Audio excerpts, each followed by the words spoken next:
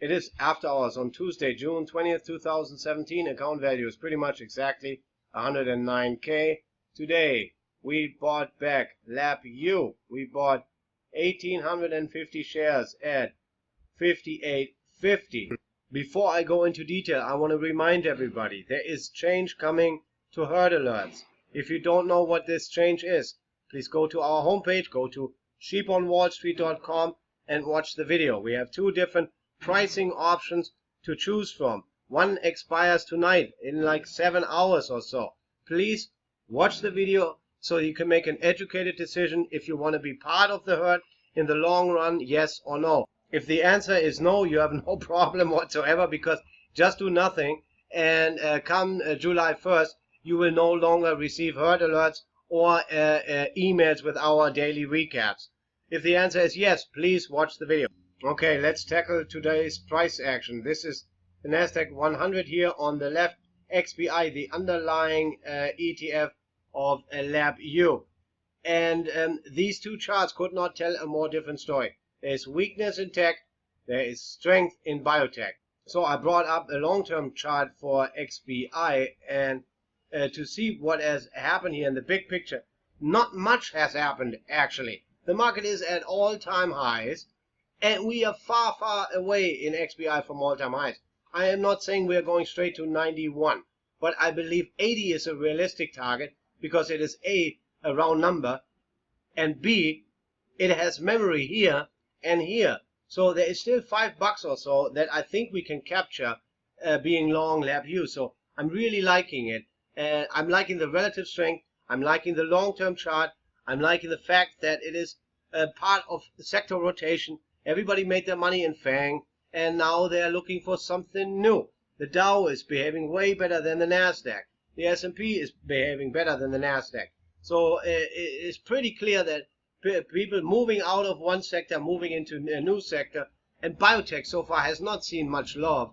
So I think the odds are really, really good that biotech goes higher from here, because we've been in this range here for quite some time, and this breakout was decisive. I also brought up IBB, large cap biotech, and that chart looks gorgeous. A technician would probably call this an ascending triangle.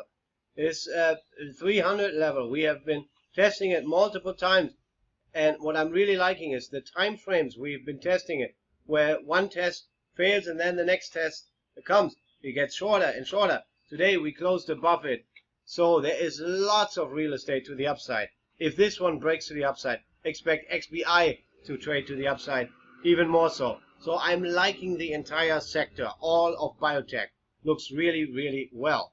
Let's take a look at the overall market. I have S&P futures here. We've been in this range here for quite some time. Yesterday we broke out. Today we are testing the top of that range. Do we bounce from here and go higher, or do we go back in the range? I do not know. What I do know is that the S&P is acting better than the Nasdaq recently, and XBI is not just acting better than the Nasdaq, but it's also acting better than the S&P. So I don't really care if the market wants to go down, because biotech wants to go higher, and that's why I like our position in LabU. Let's take a quick look at my favorite name, Tesla. It is finding support at the 370 level, and the longer we stay above 370, the stronger the case is that it makes the next move higher. But I do like XBI better than Tesla right now. Tesla is still my favorite name. It still has my heart, because I believe in the long-term potential of the Elon. But for the next few days, I think LabU will perform better than Tesla. There is two other names that I do like. I have three favorites. Right, first is Tesla, second is Square, and the third one, and I have not talked about it enough yet. At some point I will make one episode where I just talk about Chegg, because I think it is a name that is so far still under the radar with plenty of potential. I like Chegg, but for the time being, I think we are well positioned in LabU. But also, let's take a look at what gold is doing, and it's pretty much doing a whole lot of nothing. It is boring.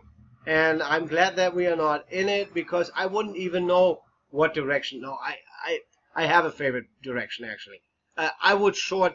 I would be long Dust right now. If you put a pistol to my head, I would be buying Dust, the leveraged inverse ETF on the big miners on GDX, because gold looks to me it wants to go to 1220, and GDX wants to go to 21.5, maybe 21, I believe, but it is more like a little better than a coin flip.